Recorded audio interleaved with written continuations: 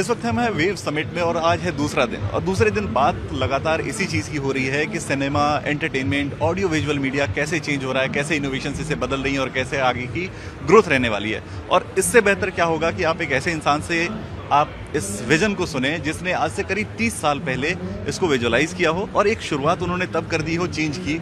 मेरे साथ इस वक्त हैं पीवीआर के फाउंडर और मैनेजिंग डायरेक्टर मिस्टर अजय बिजली। सर, बहुत स्वागत है आपका एनडीटीवी प्रॉफिट हिंदी पर।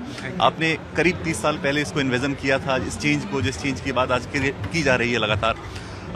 इस समिट के बाद आपका क्या विजन है? आप इसको लेकर क्या सोचते हैं कि how this is going to be a change maker और मे बी गेम चेंजर? नहीं, ये जो वेव्स का समिट हमारे ऑनरेबल प्राइम मिनिस्टर जी ने किया है, इट इज़ क्वाइट इनक्रेडिबल। मुझे नहीं लगता था कि वो इतना ज़्यादा सीरियसली मीडिया एंटरटेनमेंट इंडस्ट्री को लेंगे। 35 साल हो गए मुझे, 1990 में हमने पहला सिनेमा खोला था।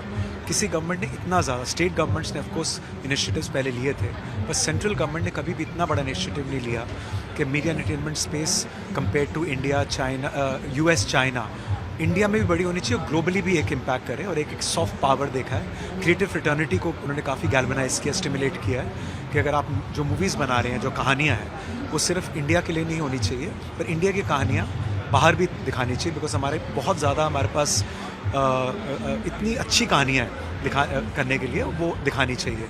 तो बहुत बड़ा इनिशिएटिव है और सारी इंडस्ट्री इकट्ठी आई है और मुझे लगता है इसका बहुत फ़ायदा होगा in the years to come और काफ़ी इंडस्ट्री ग्रो करेगी।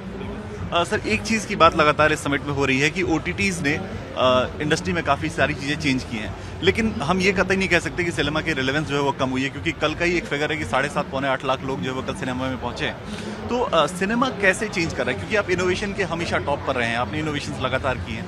अभी सिनेमा कैसे चेंज कर रहा है ताकि वो OTT के रहते हुए भी अपनी रेलेवेंसी और बढ़ा सके?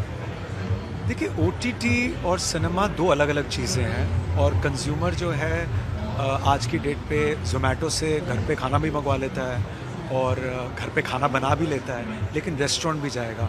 तो मुझे लगता है कि हम दो अलग अलग प्लेटफॉर्म्स को कंपेयर करने की कोशिश कर रहे हैं और वो एक दूसरे को कॉम्प्लीमेंट करती हैं और वो को एग्जिस्ट करेंगी। बहुत देर से को एग्जिस्ट कर रही हैं। होम एंटरटेनमेंट कोई नई चीज़ तो है नहीं, लेकिन इसका वॉल्यूम थोड़ा बढ़ गया कोविड के अंदर, बिकॉज कोविड के अंदर सिनेमा बंद थे। अगर कोविड में सिनेमा खोले तो इतना वॉल्यूम शायद नहीं बढ़ता। तो अभी क्या हुआ है कि लेकिन पहले VHS था, उससे पहले कलर टीवी था, उससे पहले टीवी था, उससे पहले रेडियो था। तो बहुत सारी चीज़ें हैं, DVD आई, LD आई, सैटेलाइट TV आया। तो ये को एग्जिस्ट करेंगे हमेशा। हैविंग सेड दैट, हमें फिर भी अपना एक्सपीरियंस, हम एक्सपीरियंशियल हैं, हमको एक्सपीरियंशियल करना पड़ेगा। Sound, technology, seating comfort, customer service, उसके अंदर हमें इन्वेस्ट करना पड़ेगा। बिकॉज अगर कस्टमर बाहर आ रहा है और अपनी फैमिली के साथ, फ्रेंड्स के साथ टिकट खरीद रहा है, अंदर आ रहा है, तो उसको ऐसा लगना चाहिए कि मुझे घर पे कभी नहीं मिल सकता। तो the moment he buys the ticket, enters the foyer, it's say wow, this I can get at home. So I think हमें कॉन्स्टेंटली अपने टोज पे रहना पड़ेगा और कॉन्स्टेंटली ये देखना पड़ेगा कि हम बिल्कुल ही ऐसा एक्सपीरियंस दें जिससे वो वाओ हमेशा रहें। और अगर हम वो करते रहेंगे तो लोग बाहर ज़रूर आएंगे। अभी भी 88 crore people came to the cinemas last year in the entire 9,200 screens that India has got. Of course, the number is little lower than what it used to be earlier, but लोगों की appetite बहुत ज़्यादा है।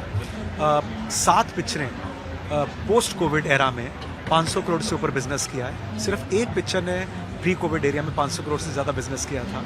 तो लोगों को तुम रोक नहीं सकते। People are a social animal and they want to come out, they want to have shared experiences. पर हमें ये काम करना है देखने के लिए कि हम अच्छा एक्सपीरियंस दें। फिल्म मेकर्स को ये काम करना है कि उनको देखना है कि ऐसी पिक्चरें बनाएं जो इंगेजिंग हो और लोगों को बहुत ज़्यादा पसंद आए। और क्योंकि हमारा मोमेंटम का बिजनेस है, एक पिक्चर देखेंगे उससे एपेटाइट बढ़ती है।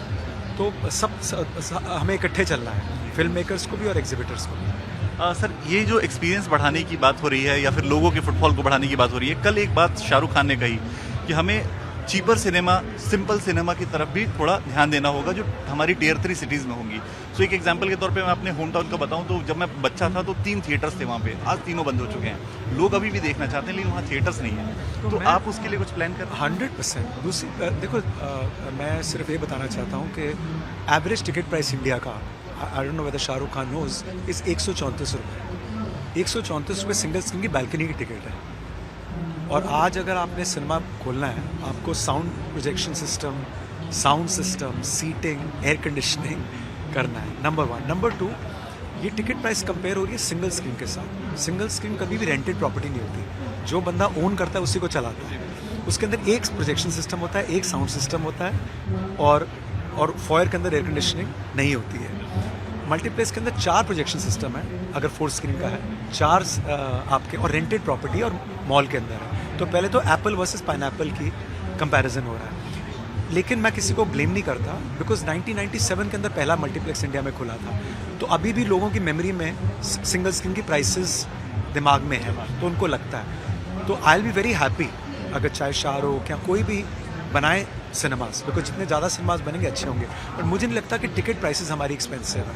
PVR itself is a premium cinema screen company.